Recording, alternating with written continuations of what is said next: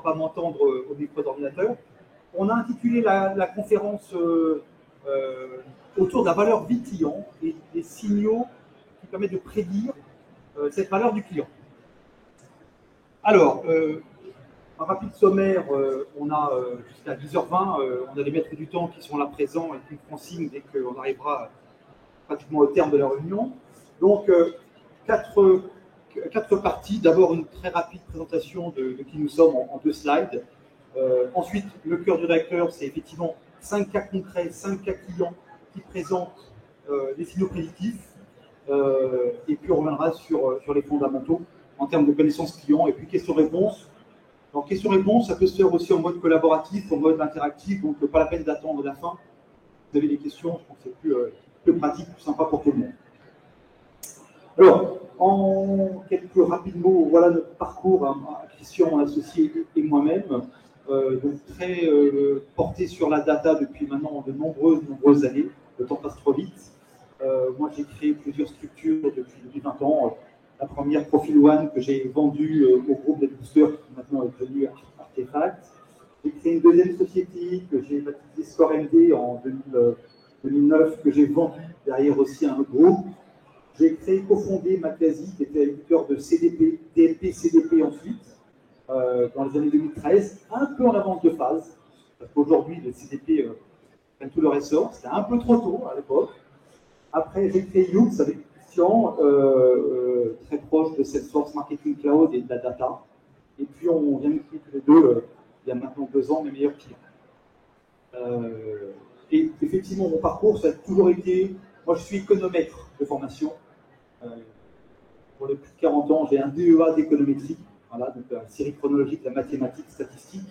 Donc, depuis toujours, mon métier, c'est décrypter les comportements des clients pour effectivement comprendre qui ils sont et les animer derrière, au sens marketing et business.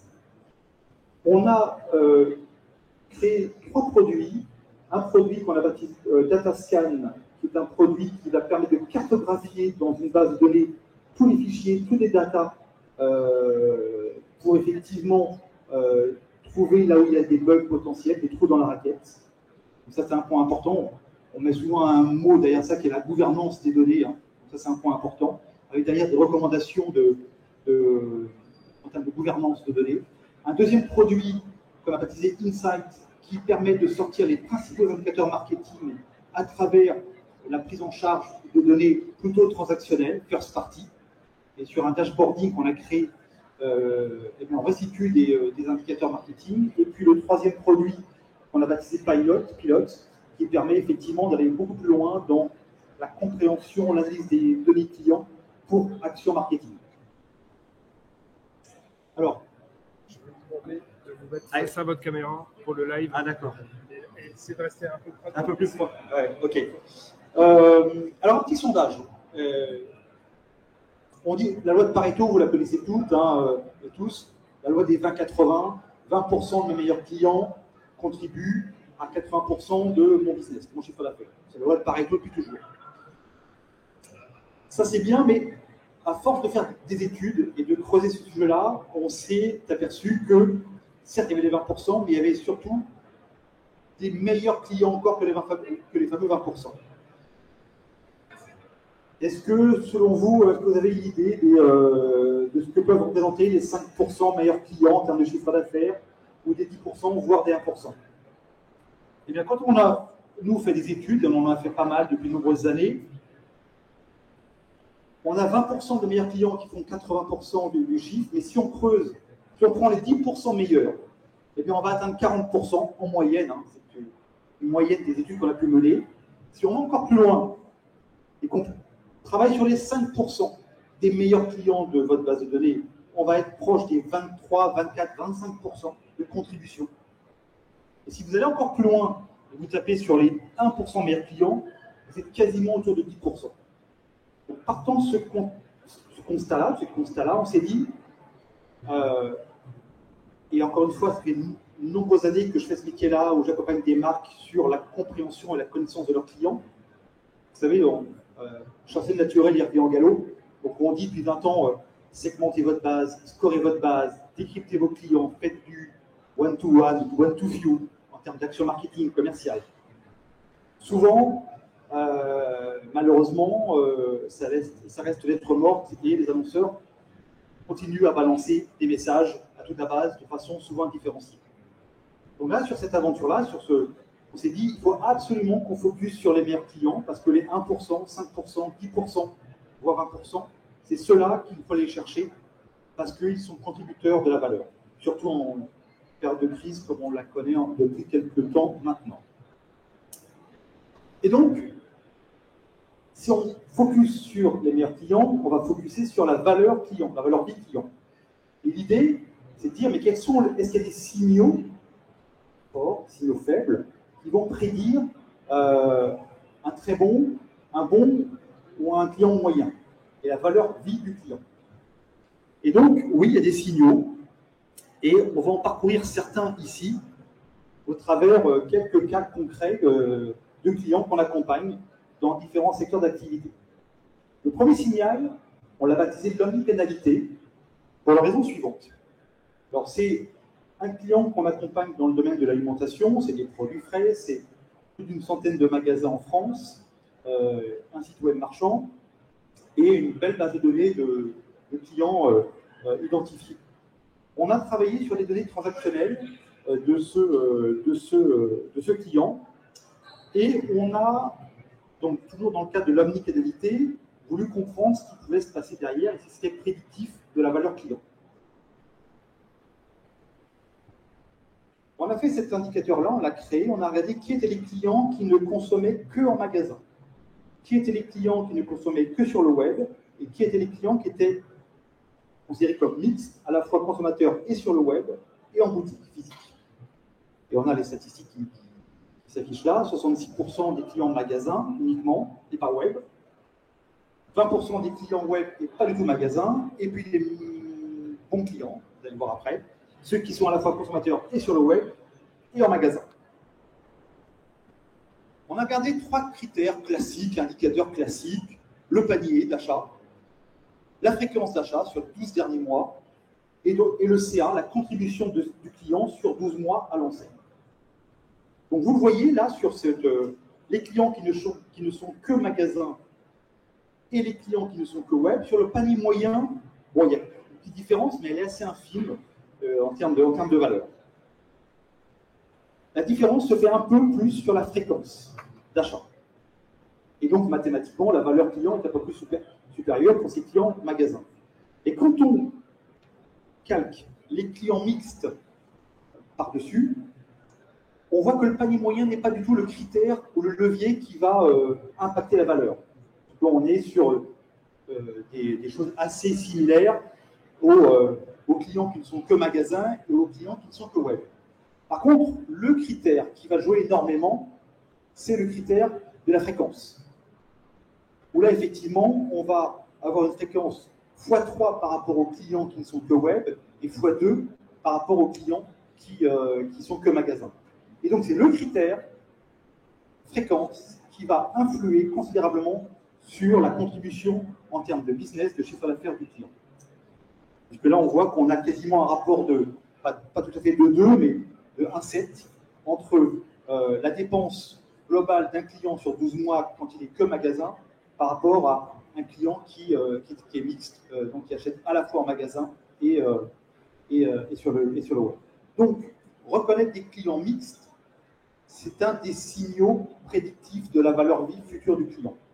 Et donc, on incite toujours nos clients à jouer sur, entre guillemets, à animer les clients quand effectivement ils ont la chance d'avoir et un réseau physique et un site marchand, de jouer cette omnicanalité pour inciter les clients à aller du web vers les magasins et aller du réseau physique vers le web.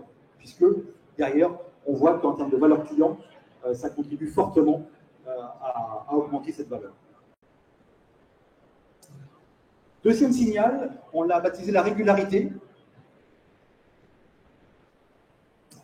On a un autre client dans le domaine de la grande distribution, un certain nombre de magasins physiques, un site marchand, une très belle base de données embarquée de clients, et on a donc travaillé là aussi sur des données first party. En termes de méthodo, on a pris tous les clients qui qui avaient fait 12, on a pris 12 mois d'études, on a pris tous les clients qui avaient fait 12 achats et plus, à minima, sur cette période de 12 mois. Et on a fait deux populations. Une population 1 sont tous les clients qui ont acheté au moins une fois tous les mois de l'année, du mois 1 au mois 12. Ils avaient fait 4 achats sur un mois donné, peu m'importait. L'idée, c'est qu'ils aient fait au moins un achat sur chacun des 12 mois. Et la population numéro 2, c'est des clients qui ont fait aussi 12 achats et plus sur 12 mois, mais qui, eux, n'avaient pas un achat sur chacun des 12 mois. Et on a comparé les deux populations, les deux cohortes. Ce que l'on voit ici, ce n'est pas la fréquence qui est le levier qui va impacter, influer sur la valeur. Vous voyez la fréquence 19,6 versus 21,8, il y a une différence, mais elle est minime. La valeur, elle va se jouer sur le panier d'achat. Les clients réguliers, ceux qui viennent à minima une fois tous les mois, ont un panier moyen quasiment 2 fois supérieur aux clients qui, certes, sont venus 12 fois et plus sur l'année, mais qui n'ont pas cette régularité que ont les autres clients du segment 1. Et donc, mathématiquement, panier fois fréquence, on a une valeur client qui est quasiment 2 fois supérieure à la population numéro 1. Donc, omnicanalité, web, magasin, régularité. Alors là, on a pris le mois parce que le secteur d'activité le voulait bien, celui-là, la industrie. Et j'ai fait d'autres études pour d'autres secteurs d'activité où la fréquence d'achat est moindre. On peut très bien travailler sur le trimestre, sur le semestre et analyser sur 24 mois, voire 36 mois, cette régularité. Voilà. Et mettre des barrettes tous les trimestres ou tous les semestres en fonction de la régularité. Vous me posez des questions si besoin. Le troisième signal que j'aime beaucoup, c'est ce qu'on a appelé la volonté. J'aime bien aussi les autres signaux, mais celui-là, j'aime bien. Une enseigne de bricolage, enseigne de proximité, magasin physique, site web marchand, un certain nombre de contacts en base de données, et puis des données analysées à la fois sur les données e-commerce et achat boutique. Cette enseigne-là a lancé un programme de feed, un programme de feed, et a voulu mesurer l'impact de ce programme de feed sur l'activité de ses clients qui avaient adhéré à ce programme de feed. Ce que l'on a fait, c'est qu'on a travaillé sur des cohortes de clients. On a regardé mois après mois sur les clients qui adhéraient au programme de feed le mois 1. On a regardé quel était le taux d'activité de ces clients-là sur les 12 mois qui suivaient. Et donc ça, on a travaillé sur 8 cohortes pour avoir effectivement une tendance précise et rigoureuse. Surprise malheureuse, quand même, c'est que quand je prends ma carte de feed, le mois M, 75% des clients qui adhèrent au programme de feed utilisent la carte de feed le mois 1, le mois de l'adhésion. Malheureusement, dès les mois suivants, vous le voyez, et ensuite le trend, malheureusement, il est identique quelles que soient les cohortes. Malheureusement, on tombe très vite à un tiers des clients qui vont s'activer le mois 2, et puis on va tendre, malheureusement, j'allais dire, vers un 20%, 19-20% au long cours. Donc ça, on s'est posé la question parce que on s'est dit, mince, il y a peut-être quand même des comportements différents. Est-ce que tous les clients, même si on a travaillé sur des cohortes, est-ce que tous les clients se comportent tous de la même façon? Et donc, on a remonté un peu le temps et on a regardé dans les méthodes de recrutement des clients, ce qu'on avait utilisé comme mécanique pour les faire adhérer au programme de feed. Il y a des clients qui ont adhéré naturellement au programme de feed et des clients à qui on a forcé un peu la main. Et là, on a dessiné, effectivement, c'est la courbe en pointillé, cette population de clients qui ont adhéré naturellement au programme. Et vous le voyez, les taux d'activation sont quand même nettement meilleurs, versus la population à qui on a forcé la main au départ pour adhérer au programme de feed. Et effectivement, ces clients-là ont un taux d'activité qui effectivement tend vers 20%. D'où effectivement on appelle la volonté, hein, le signal prédictif, c'est j'avais fait un post sur LinkedIn il y a quelques semaines de ça en disant ne forcez pas forcément vos clients à adhérer, à acheter, oui bien sûr, mais attention parce que ça peut se retourner en fuite contre vous derrière. Donc ne forcez pas toujours vos clients à faire quelque chose parce que ça peut effectivement avoir des effets néfastes. Et là on le voit naturellement. Au-delà de ces deux populations, de ces deux courbes, ce qui est intéressant, on l'a mis là en carré rouge, et on le voit souvent ça, en termes de feed notamment, il y a une adhésion assez forte rapidement au programme, à l'activité, puis très vite, ce qu'on appelle la zone de danger. Très vite, si on n'accueille pas les clients, ben, tout de suite, l'activité va vite baisser en termes d'activité des clients, d'activation des clients. Après, il y a une zone dite de turbulence où les gens vont hésiter entre continuer à s'activer ou pas dans votre enseigne. Et puis ensuite, il est trop tard. On a cette phase de stabilité. Et quand le mal est fait, ben, si vous avez 20% des clients actifs, vous avez beaucoup de mal à récupérer les 80% qui ne s'activent plus. Donc il faut très vite, en tout cas, prendre le client par la main, notamment dans le cadre d'un programme de feed, et l'animer, l'accompagner dans le temps pour effectivement faire en sorte que ce programme de feed soit intéressant et pertinent et efficace pour vous. Voilà, au-delà de ces deux populations.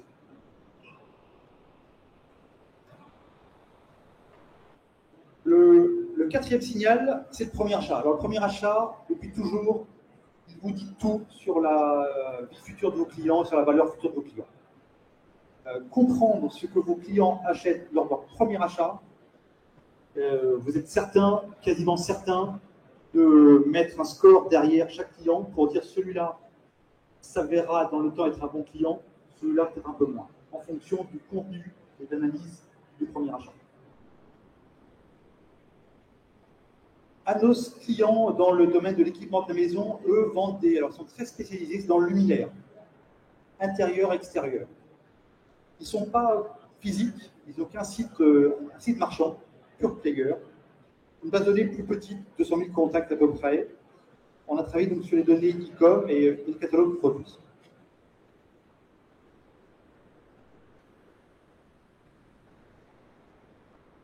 On a pris la population, on a regardé sur période donnée, je crois que c'était 24 mois, on a regardé tout, on a pris les clients qui avaient fait un premier achat, dont c'était le premier achat, surtout le premier achat.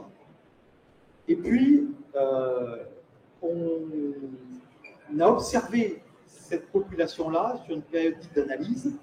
On a regardé parmi ces gens-là qui avait fait un deuxième achat, population cohorte numéro 1, et qui, parmi cette population-là, n'avait pas fait le deuxième achat. Cohorte numéro 2, population numéro 2. Et on a regardé, donc on a comparé cohorte numéro 1, cohorte numéro 2, sur le contenu du premier panier acheté. On a dit, est-ce que dès le départ, il y avait des choses qui pouvaient nous indiquer que des clients rachèteraient ou pas entendu. Et voilà ce que ça a donné sur l'analyse du premier achat, population 2 versus population 1. Population 1, j'ai réacheté, population 2, je n'ai pas réacheté. Le montant de la première commande de la population, ils sont 53% de la cohorte numéro 1, a dépassé 250 € lors de la première commande, alors qu'ils ne sont que 24% pour la population numéro 2. Donc le montant de la première commande est déjà un petit signal intéressant. Le contenu même du produit, du panier, pardon. La population 1, lors de son premier achat, avait acheté 2 produits et plus, alors que, pour 55%, alors que la population 2, il n'était que 24% à le faire. Là aussi, une différence intéressante en termes de contenu du panier.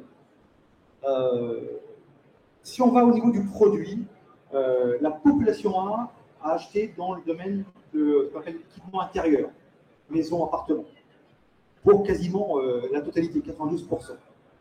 Alors qu'on le voit, ils le sont nettement moins, les 2 tiers simplement de la population 2 ont acheté dans cette gamme de produits. Tout ce qui est produits, suspensions et plafonniers, pareil, l'emporte au niveau de la population 1 versus la population 2. A l'inverse, des produits à plus faible valeur, tout ce qui est spot et ampoule notamment, on les retrouve beaucoup plus dans la population numéro 2. Et puis, quand on regarde la saisonnalité d'achat, eh bien, on a 3/4 des clients de la population 1, 76%, qui ont acheté durant cette période versus l'accord numéro 2, moins 30%.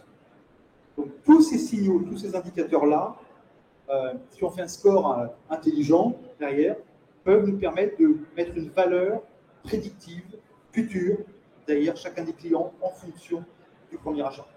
Et ça fonctionne dans tous les secteurs d'activité, ou quasiment tous.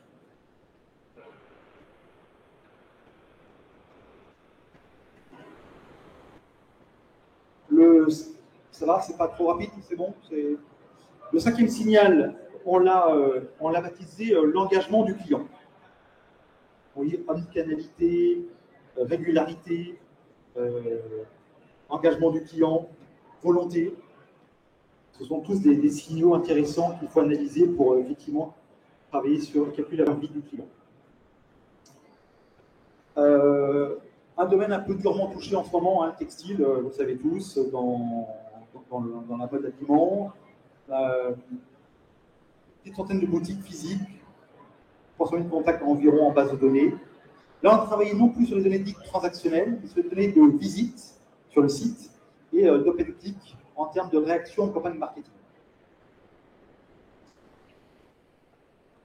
On a scoré, on a pris effectivement pour chacune des personnes leur réactivité, leur réaction, aux campagnes marketing et leur navigation sur le site, qu'on appelle l'engagement. On a créé un score dit d'engagement pour classer, scorer en fonction de ces valeurs-là chaque individu.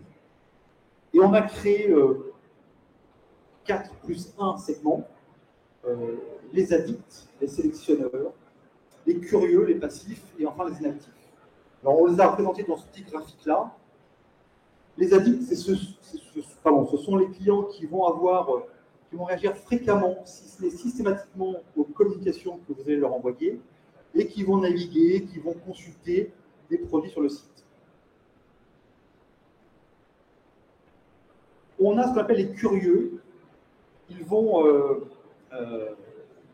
réagir fréquemment aussi aux communications que vous envoyez, mais pas forcément, peut-être s'arrêter là, pas forcément aller plus loin dans l'acte de navigation et de clic. On a les sélectionneurs, segments très intéressants, qui ne vont pas réagir forcément tout le temps à vos communications, mais pour certaines d'entre elles, ils vont aller très loin dans l'acte de navigation, voire dans l'acte d'achat derrière. Les passifs,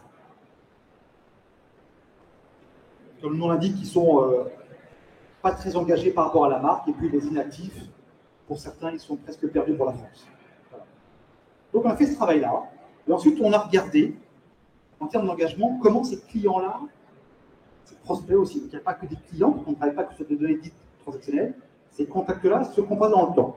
Et ce qui est intéressant, c'est de faire le même travail sur un trimestre avant, M-3, M-2, M-1, mais ça fait un semestre. Un trimestre me semble l'étalon de valeur intéressant. De scorer ces gens-là, de les segmenter, donc on retrouvera notre différents segments, et puis de faire une matrice de passage pour regarder comment ces clients-là évoluent sur le mois en cours, sur le mois M. Et ce qui est intéressant, c'est que celui qui ne change pas de segment entre une période 1 et une période 2, il n'y a rien à faire, rien à signaler. Les addicts qui restent addicts, tout va bien. Par contre, ce qui est intéressant là, en termes d'engagement, et on peut activer, on peut animer des actions marketing potentiellement, c'est effectivement sur ceux qu'on considérait comme des clients fortement ou correctement engagés avec la marque, les addicts, les sélectionneurs, les curieux aussi, pourquoi pas, et qui sont en train, à voir si ça se confirme dans le temps, ils sont en train de tomber dans l'inactivité en termes d'open, de clic, de visite.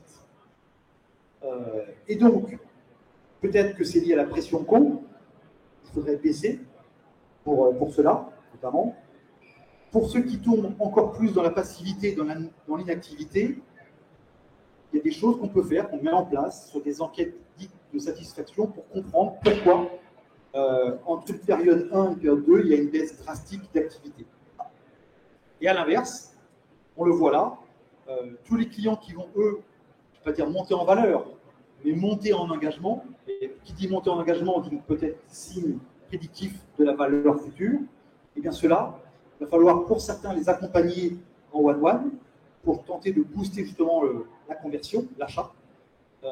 Et puis les autres, on peut très bien les aligner selon un parcours adapté à leur profil, à leur comportement.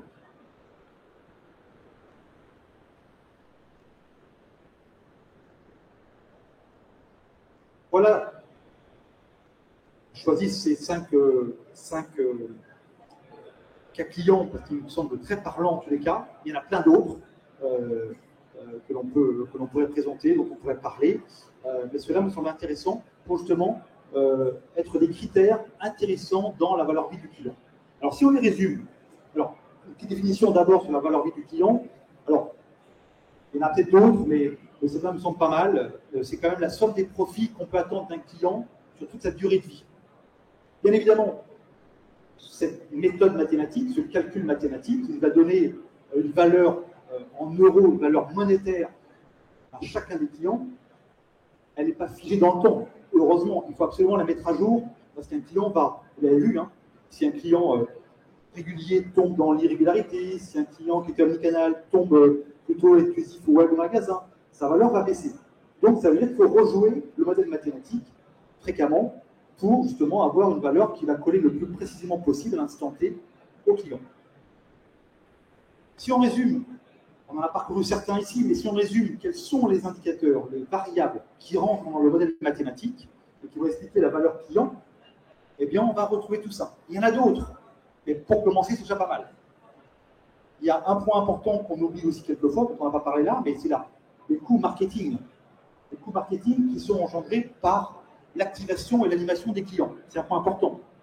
Les plateformes que vous utilisez sous l'angle marketing pour activer vos clients, d'analytics, de routage et autres, les offres commerciales que vous faites pour faire revenir vos clients, typiquement sur le web ou en magasin, c'est du coût marketing. Donc ça rentre évidemment dans la valeur du client, en négatif, forcément. Donc voilà quelques exemples. Et puis bien sûr, l'idée c'est de dire sur quel client, une fois que j'ai scoré, une fois que j'ai donné une valeur à chacun de mes clients, sur quel client je vais pouvoir investir, parce que je pense que ces clients-là ont une valeur importante, future.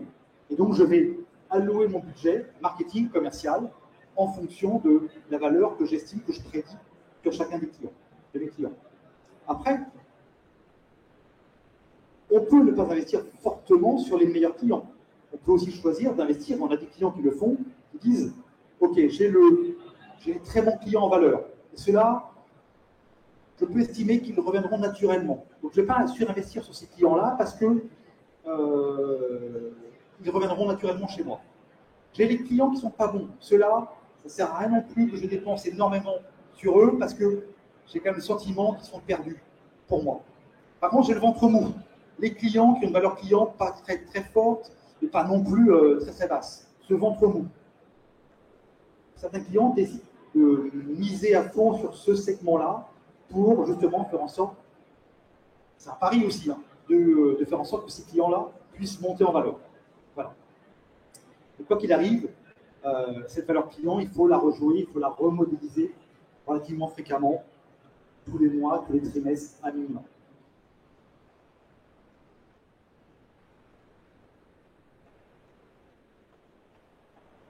Il me reste 10 minutes, un quart d'heure, 10 minutes, mais on a presque terminé.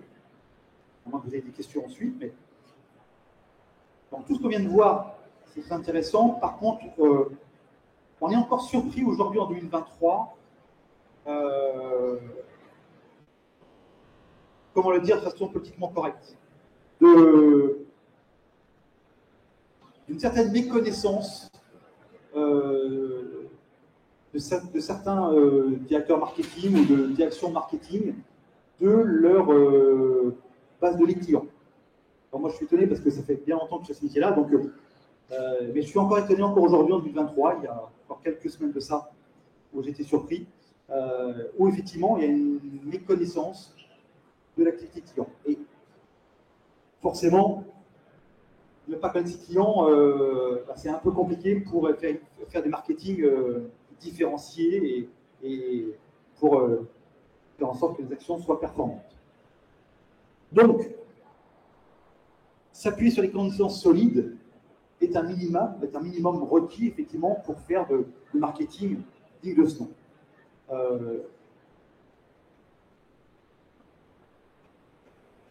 On a développé, nous, pour répondre à ce besoin-là, la solution Insight, dont je vous parlais tout à l'heure, est une solution de dashboarding qui permet de restituer quelques indicateurs marketing intéressants avant de se lancer dans un score, avant de se lancer dans un modèle mathématique plus poussé, mais qui permet rapidement, en 2-3 jours, de disposer d'un certain nombre d'indicateurs pour comprendre et décrypter qui sont les clients et parmi les clients, qui sont les meilleurs clients. Donc voilà quelques onglets que je vous ai mis là, qui sont restitués à travers un portail web, où on va retrouver le nombre de clients actifs sur une période N, comparé à une période N-1, la fréquence de commande, qui est intéressante, le panier moyen, le CA moyen sur 12, sur 24 mois des clients. Qui sont les clients mono? Combien sont multi-acheteurs? Important également. Le dispatching des clients selon leur date de dernier achat, sur 12-24 mois. On apprend aussi beaucoup de choses par rapport à ça. L'évolution du nombre de clients actifs aussi est important. La comparaison entre une année N, entre 12 mois et les 12 mois précédents. Voir un peu s'il y a des trous, s'il y a des ruptures d'activité qui peuvent être dangereuses pour le business et donc sur lesquelles il faudrait travailler pour réduire l'écart entre une année N-1 et l'année N. Les clients perdus, combien j'avais de clients actifs en année N-1? Combien ne sont pas revenus chez moi en année N? Combien j'avais de clients que je ne connaissais pas en N-1 qui sont venus acheter pour la première fois chez moi en année N? Est-ce que j'ai gagné plus de clients en N que je n'en ai perdu? Et c'est quoi mon solde net par rapport à ça? Même si, on le voit quelquefois, on peut se satisfaire d'un solde net positif, j'ai gagné plus de clients que j'en ai perdu, et quand on regarde en volume le nombre de clients perdus, parfois il est important. Donc c'est pas parce qu'on va gagner des clients, on va en gagner plus qu'on en a perdu. Si on en perd énormément malgré tout, c'est quand même un problème. Donc réagir par rapport à ça, en préventif, en curatif, en préventif, c'est important. Ça s'appelle le churn notamment. Voilà, la fameuse loi des 20-80, qui est là aussi, on en a parlé au début, la contribution des clients, une segmentation petit, moyen, gros, et les meilleurs clients parmi ceux-là, et puis voir un peu comment évoluent les clients d'une année N-1 à une année N. Voilà des choses qu'on restitue sous l'angle de ce portail-là, qui permet de tirer pas mal d'enseignements, marketing notamment, et commercial, pour commencer à animer sa base de données comme il se doit, avant potentiellement de se lancer dans une étude de valeur client et faire des études comme on l'a pu le voir dans les exemples précédents.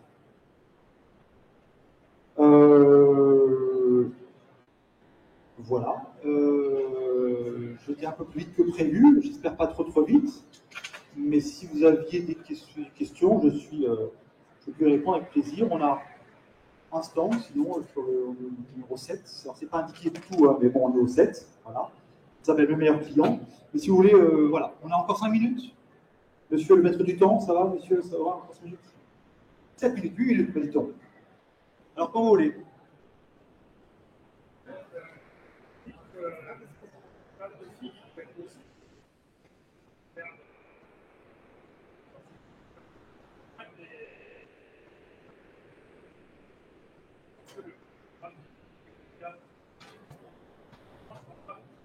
Oui, non, oui, ce qu'on dit là, c'est que forcer la main, vous faire adhérer à un programme de feed en vous mettant une offre commerciale alléchante pour adhérer au programme de FIG, on a tous vécu, va vous faire revenir une fois. D'où le taux d'activité de 75%, le mois 1, voire le mois 2, potentiellement. Et après, ce qu'on dit là, ce qu'on voit là, c'est qu'on risque, sur certaines personnes, de les perdre. Parce qu'ils auront effectivement utilisé cette offre-là, one shot, ce sont des opportunistes. Hein. C'est ça, voilà, exactement. C'est dans l'acquisition des clients, il ne faut pas se tromper, forcer la main. On dit, hein, forcer la main, c'est bien parce qu'on fait du volume. Il y a, je ne sais pas si vous vous souvenez, mais il y a 10 ans de ça, mais voire 15, on parlait beaucoup de co-registration pour acquérir des contacts des prospects, quand on crée des bases de données de prospects. La co-registration, vous parrainez, vous mettez votre nom. Voilà. On me disait, oui, mais Hervé, c'est pas cher la co-registration, le coût d'acte, il n'est pas cher. Certes, oui, ça ne coûte rien par rapport à d'autres mécaniques de recrutement. Quand on regardait dans le temps ce que valait un client, on se rendait compte que certes, au départ, recruter un client par la co-registration, ça ne valait rien, et que ce client ne me rapportait rien non plus dans le temps. Donc, il fallait mettre plus cher au départ pour avoir une valeur vie, effectivement, client dans le temps. Voilà. Donc, c'est exactement pareil. Voilà.